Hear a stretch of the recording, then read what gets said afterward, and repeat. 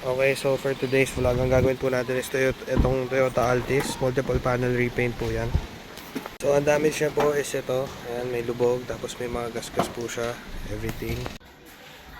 So tinutulok na natin. Ayan, bumabalik na unti-unti yung lubog niya dito. Guys, ayan, nagpa-primer na po tayo. Naunat na natin yung kaha. So ngayon, primer naman po yung ginagawa natin.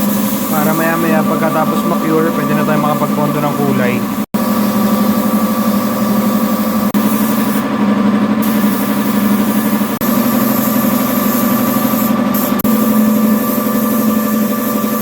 Okay, ayan. So, bale, kaka-ano lang natin. Kakababa lang ulit natin. Bale, yan, napondo na po. May mga hinahabulan lang tayong konti. So, mamaya pwede na ulit natin siyang kulayan.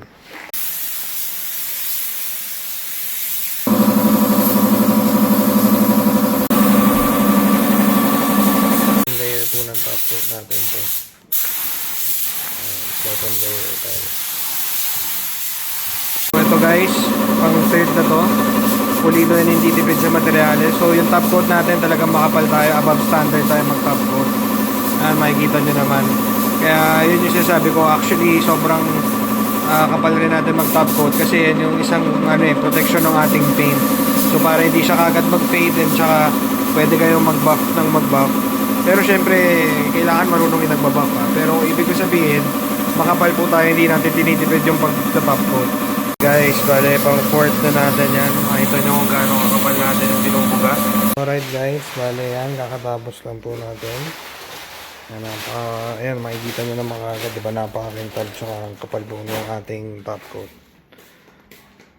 So guys, ito na po yung finished product. Ayan, makita nyo wala na po yung lubog dyan.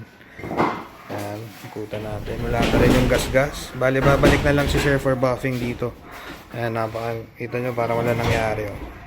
So again, kung mag-inquire kayo, message lang kayo sa page Vanitech Auto Restoration. Tsaka mas maganda kung madadala nyo dito para ma-estimate natin ng tama.